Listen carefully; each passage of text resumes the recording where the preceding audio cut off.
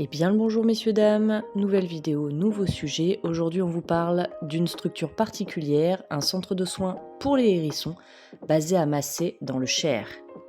Bien que le centre ait ouvert ses portes en 2012, les volières ont commencé à être mises en place en 2011 et le certificat de capacité, document nécessaire à l'ouverture de ce type de structure, a été obtenu par Anne, la responsable du centre, fin 2011. À l'origine, les salles de soins se trouvaient à son domicile, mais aujourd'hui et depuis 2016, elles se situent dans les chalets dédiés au centre. Aujourd'hui, nous sommes dans les coulisses d'Atoupik.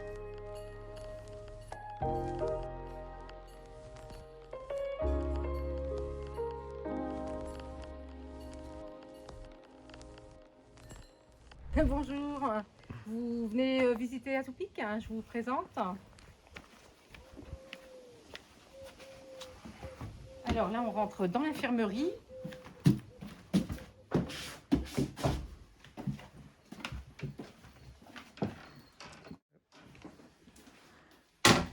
Voilà, donc là, c'est la salle de soins, la salle où on fait l'accueil des particuliers quand ils emmènent les animaux. Là-bas, c'est une petite salle où on accueille tous les animaux en convalescence. Donc on a du plus petit au plus grand. Voilà, donc là en ce moment on a beaucoup de jeunes, beaucoup de petits qui arrivent, des orphelins, des malades, des blessés. Et on a quelques gros aussi qui vont passer en parc de réhabilitation prochainement. Alors, ils ne seront pas relâchables parce qu'ils n'ont pas un poids très gros, mais ils iront certainement faire leur hibernation dans les parcs extérieurs. Voilà, on a une autre petite pièce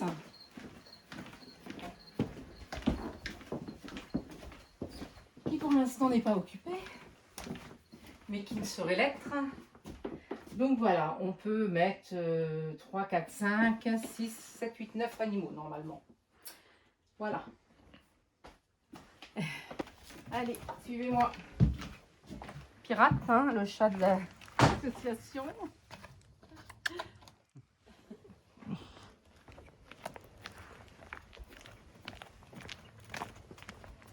Alors là, ce sont les structures extérieures. Voilà, tous les petits parcs, hein, où les animaux passent au minimum 3 semaines avant d'être lâchés. Donc on a une quinzaine de parcs, je ne sais même plus. Je crois que c'est une quinzaine de parcs. Voilà, qui font un roulement tout au long de l'année. Atoupik est une petite structure, autorisée à accueillir 20 hérissons simultanément au maximum.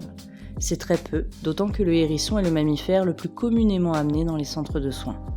De plus, Atoupik est l'unique centre pour hérissons du secteur, tant et si bien qu'elle est obligée de gérer tant les appels en provenance du Cher que des départements limitrophes comme l'Indre, et ce pour que le maximum d'animaux puissent être secourus.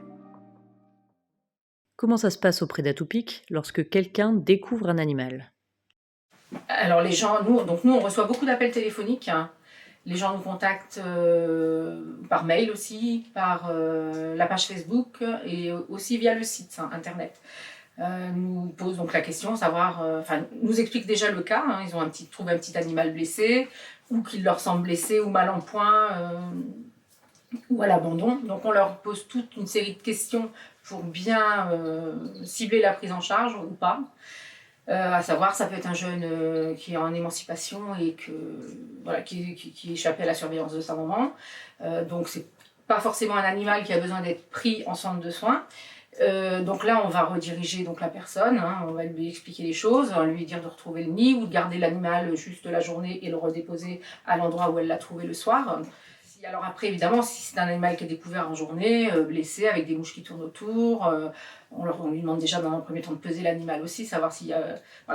il y a vraiment un tas de questions qui va nous faire prendre la décision de prendre l'animal en charge ou pas. On travaille beaucoup avec les particuliers aussi, parce qu'ils sont en attente aussi de renseignements. Il faut aussi les informer quand même sur certaines choses.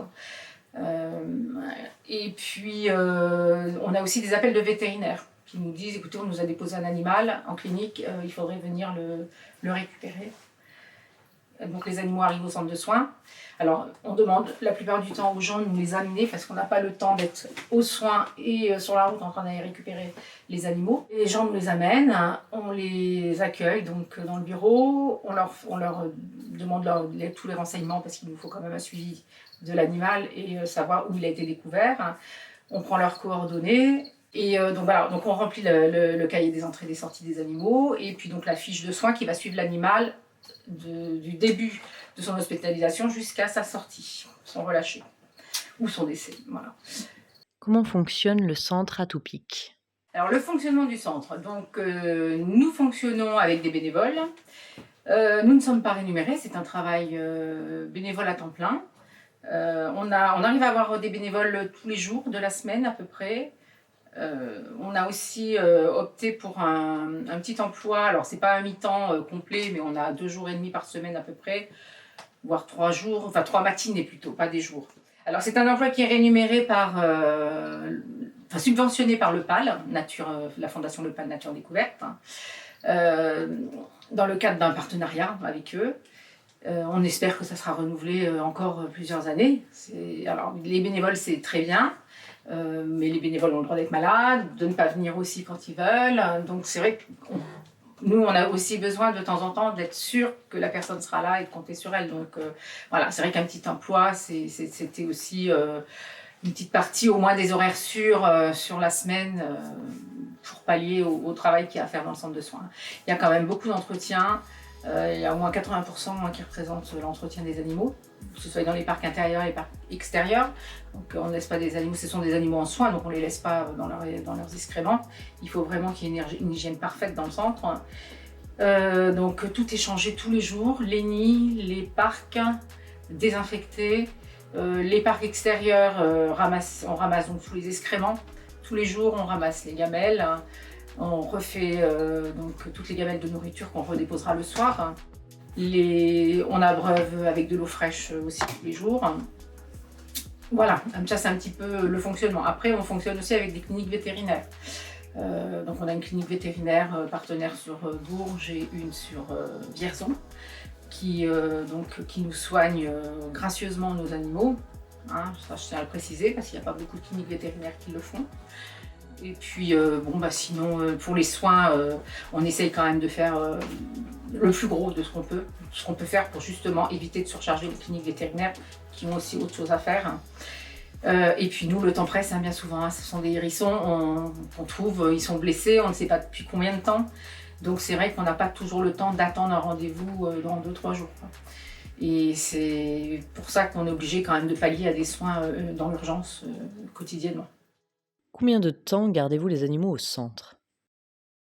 Alors tout va dépendre du cas. Si c'est juste une petite blessure, que ça cicatrise vite, ça va être 15 jours à 3 semaines, peut-être moins même. Si c'est juste un problème de parasitisme, c'est pareil, ça va être une quinzaine de jours à peu près, ou même des fois 3 semaines, s'il y a un deuxième déparasitage à faire par la suite. Après, tout dépend, il y a des animaux qui restent entre, allez, on va dire, le plus petit, ça va être 1 semaine, et puis ça peut être 6 mois, 1 an. Et pour le relâcher des animaux, comment faites-vous? Alors nous, on travaille avec les particuliers aussi, toujours. Alors on travaille aussi avec certaines associations de protection pour la nature, qui ont, notamment comme la LPO, qui a beaucoup de gens qui ont des refuges LPO, donc avec des terrains normalement assez préservés, on va dire. Donc on fait remplir un questionnaire aux personnes avec toute une série de critères auxquels ils doivent adhérer. Et ensuite, on fait soit on fait une localisation donc sur Google Maps, ou alors on se déplace et on va voir les terrains avant. Après, tout dépend de la distance qu'il y a à faire. On reprend contact avec la personne pour qu'elle nous en dise plus si l'endroit nous semble convenable. Voilà, et on prend rendez-vous et alors on s'en va installer les animaux. Donc on les installe dans leur petite cabane de lâcher dans laquelle ils ont passé 3 semaines en réhabilitation extérieure. Donc ils connaissent déjà leur petite maison, ils ont déjà leurs petites habitudes. On emmène ce petit abri, donc on le dépose dans un endroit tranquille chez les personnes qui nous accueillent, abrité du vent, à l'ombre, au calme. Et Alors ça doit être évidemment des prairies ouvertes, hein, sans pesticides, on évite les piscines ou alors il faut qu'elles soient protégées. Les chiens, il faut qu'ils soient quand même sympas avec les animaux, pas qu'ils nous les tuent non plus. On évite d'être trop près des terriers de blaireaux parce qu'ils ont les mêmes territoires et ils peuvent être en concurrence. Hein, et ça fait pas, c'est son principal prédateur aussi. Voilà, il y a toute une série de critères à respecter. On demande aux gens d'abreuver les animaux et de servir la nourriture tous les soirs, pendant quelques soirs, surtout les premiers soirs, le temps que l'animal prenne ses marques. Hein. Une dernière remarque sur les activités du centre? Et on a des cas particuliers donc aussi, où on garde des animaux sur le centre. Des animaux qui ont été pris dans des pièges, par exemple, avec des amputations de pattes. Hein. C'est arrivé, donc voilà, un monsieur qui s'était amusé à poser des pièges à mâchoire parce qu'un animal venait lui manger soi-disant ses poules. Mais il n'a pas regardé qui prenait dans le piège. Et en plus, les pièges sont interdits. Faut être piégeur agréé. Il y a des conditions quand même. Voilà, on ne met pas des pièges à mâchoire. Ça aurait pu être un enfant, ça aurait pu être un chien, un chat, n'importe quel animal ou personne. Donc voilà, ce monsieur-là a été privé de tous ses pièges, hein, évidemment. On a fait un signalement à l'OFB qui est allé voir ce charmant monsieur en lui expliquant les choses et en lui disant surtout qu'il était en train de détruire une espèce protégée. Ah, attendez, stop! Qu'est-ce que l'OFB? L'OFB signifie Office français de biodiversité. C'est tout simplement la police de l'environnement. En cas d'impact sur la faune et la flore protégée, ainsi que sur les milieux dans lesquels ils vivent, c'est l'OFB qu'il faut contacter pour qu'il y ait un contrôle, voire une sanction si besoin est. Et on lui a rappelé, donc il y a eu un rappel à la loi et il y a aussi, et nous avons porté plainte aussi contre cette personne afin qu'elle ne recommence plus. Les activités humaines sont malheureusement l'une des principales causes d'arrivée en centre de soins. Qu'il s'agisse de piégeage, de tir ou encore de collisions routières, ce sont autant de dangers qui pèsent sur notre faune sauvage. Il faut savoir que les centres de soins sont tous des associations. Ils ont donc besoin de vous. N'hésitez donc pas, si le cœur vous en dit, à aller les aider. Je vous mets l'annuaire en description. C'est tout pour aujourd'hui, on espère que la vidéo vous aura plu. En attendant, nous on vous dit à la prochaine. Tchuss!